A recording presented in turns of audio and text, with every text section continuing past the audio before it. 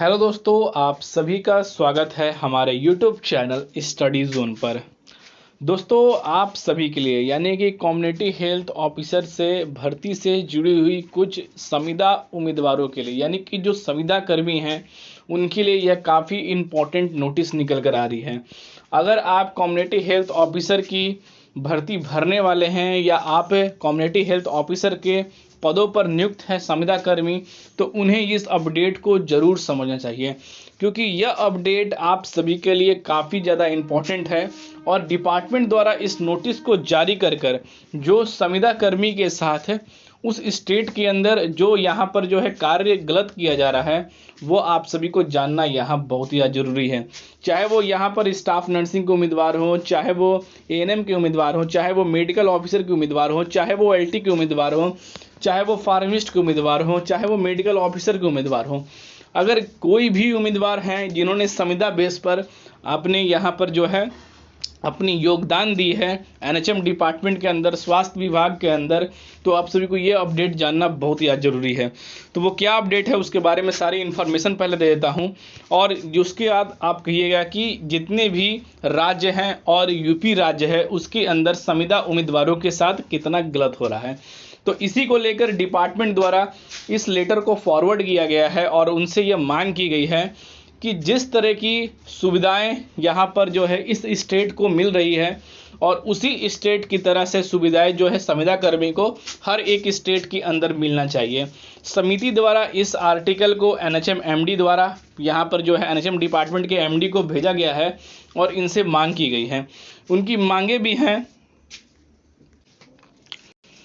जो उनकी मांगे हैं वो क्या हैं और उनके तरफ से क्या यहाँ पर जो है अपडेट आया है विभाग की तरफ से, वो भी मैं आप सभी को यहाँ पर बताने वाला हूँ।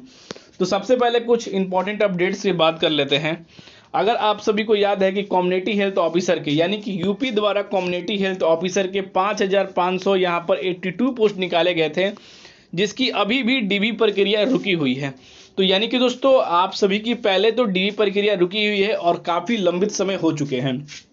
पर यहाँ पर अगर हम बात करते हैं कि यूपी द्वारा इतने वैकेंसी निकाले गए थे दोस्तों, चाहे वो सीएचओ हो चाहे वो सीएचएन हो, यानी कि दोनों की जो सैलरी होती है सेम होती है, दोनों की जो कार्य है लगभग यहाँ पर जो है थोड़ी सी अलग होती है। पर दोस्तों अगर आप यूपी के अंदर अगर यहाँ पर नियुक्त हैं संविदा पर या एमपी में अगर नियुक्त हैं, तो दोनों की कार्य जो है बिल्कुल ही वो यहाँ पर जो है संविदा बेस पर कार्य बिल्कुल ही यहाँ पर जो है एक समान होती है।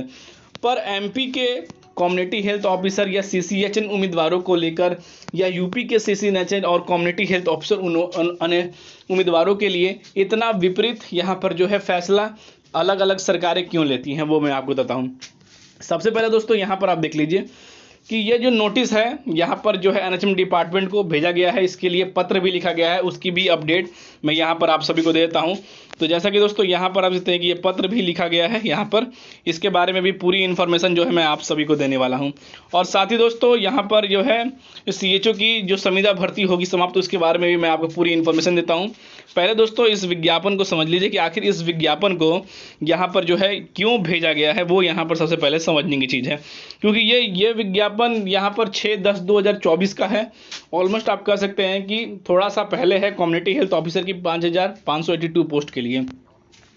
तो यानी कि देख सकते हैं कि दोस्तों यहाँ पर यानी कि कम्युनिटी हेल्थ ऑफिसर के 480 पद निकाले गए थे और यहाँ पर संविदा के लिए यहाँ पर कम्युनिटी हेल्थ ऑफिसर के लिए यहाँ पर जो है 500 पद निकाले गए थे। यानी कि सीसीएचएन और कम्युनिटी हेल्थ ऑफिसर को मिलाकर पूरे 980 पोस्ट निकाले गए थे।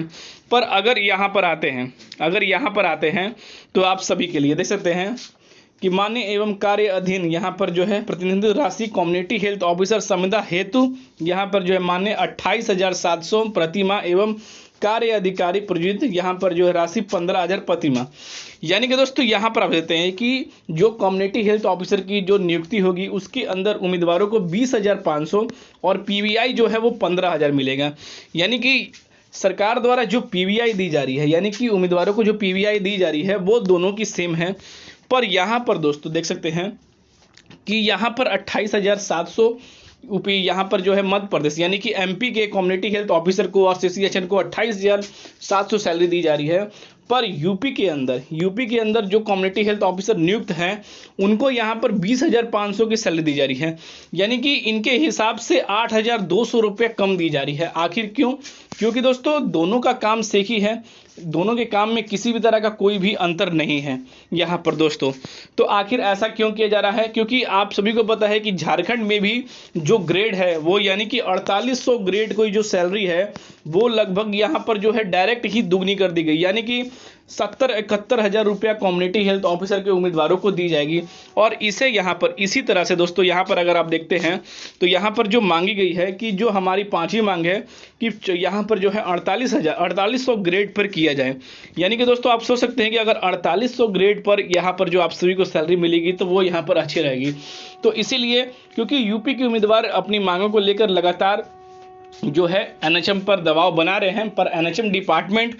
कोई भी कार्रवाई नहीं कर पा रही है उनके कम्युनिटी हेल्थ ऑफिसर के फेवर में, क्योंकि उनके पास हर एक चीज़ के लिए टाइम है पर उनकी पीवीआई को मर्ज करने के लिए टाइम नहीं है, उनके स्थानीयकरण के लिए टाइम नहीं है। अब जो नए पद निकालेंगे उसके अंदर स्थानीयकरण जो है नियमित यहाँ रूप से उम्मीदवारों के संज्ञान में होना चाहिए, उसके लिए वो यहाँ पर जो है तत्पर नहीं है। इन सभी चीज़ों को लेकर जो है उम्मीदवारों के लिए जो मांगे हैं वो नहीं कर रहे हैं, जिन्हें लॉयल्टी बोनस मिलना चाहिए उनके लिए भी वो यहाँ पर जो है मान्यता नहीं दे रहे हैं। तो इसलिए ये नोटिस यहाँ पर ये जो नोटिस है उन तक भेजा गया है कि आप अगर देखिए कि अगर स्टेट में झारखंड में या आप सभी के लिए उनके ग्रेड पर जो है डिपार्टमेंट द्वारा जल्द से जल्द जो है कार्रवाई कर कर जो है उनकी जो है सैलरी को उनको मर्ज कर कर उनकी ग्रेड को अपग्रेड कर कर यहाँ पर जब ग्रेड बढ़ाया जा सकता है तो आखिर यूपी के अंदर कम्युनिटी हेल्थ ऑफिसर जो लगातार प्रयास करते हैं और काफ़ी उनकी सपोर्ट भी है इन सभी चीज़ों को लेकर, पर उनकी ग्रेडों को लेकर उनकी मांगों को लेकर आखिर डिपार्टमेंट क्यों नहीं सुन रहा है, आखिर क्या वजह है इन चीज़ों को लेकर। तो दोस्तों इसीलिए लेटर भेजा गया है और उनके तरफ से जवाब भी मांगा गया है, पर दोस्तों कहा गया है कि इसके बारे में जल्द ही जो है हमारी टीम जो है यानी कि जो उनकी कमेटी है, कमेटी के लिए अधिकारियों की मीटिंग होकर आप सभी को ज़रूर से ज़रूर बताया जाएगा। और जो इसकी सैलरी है ऑलमोस्ट बढ़ाने की जो बातें थी वो भी यहाँ पर की गई थी, पर उनके तरफ से कोई भी यहाँ पर जो है सुरक्षित जो है अब जवाब नहीं दे पाए हैं। उन्होंने लेटर को एक्सेप्ट किया है और एक्सेप्ट करने के बाद जल्द ही कहा है कि जो डिपार्टमेंट है इस पर आप सभी को नई नोटिस की जो है अपडेट करेगा। तो यहाँ पर दोस्तों देख सकते हैं कि एक प्रदेश के अंदर कितनी ज़्यादा कम्युनिटी हेल्थ ऑफिसर की सैलरी है, लगभग यहाँ पर जो है